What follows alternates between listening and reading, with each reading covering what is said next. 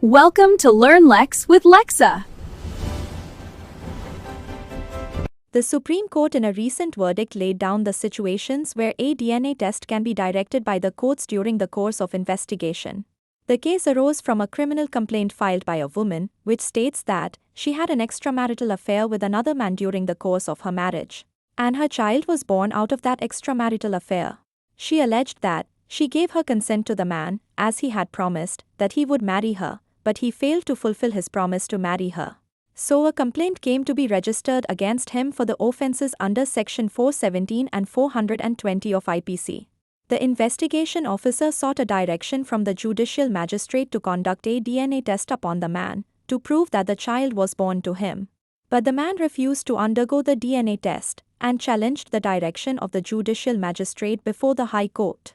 But the High Court refused to interfere with the decision of the judicial magistrate, and directed the man to appear for the DNA test. The man then appealed before the Supreme Court, challenging the direction to conduct the DNA test upon him.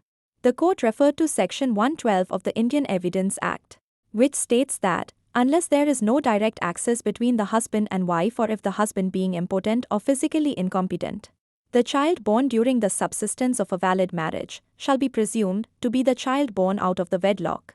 The court held that, in the present case, the birth certificate and school certificate of the child bears the woman's husband's name, and the woman did not prove that there was no physical access between her and her husband before the child's birth, which is mandatory under Section 112 of Indian Evidence Act.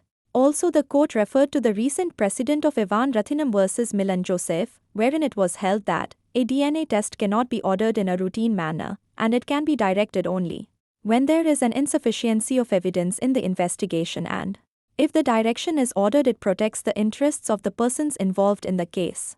The court concluded that, in the present case, the DNA test is not needed to prove the allegations of cheating under Section 417 and 420 of IPC. And if the test is permitted, it will make the child's future questionable, and it set aside the order of the High Court. Goodbye. We'll meet you in the next episode.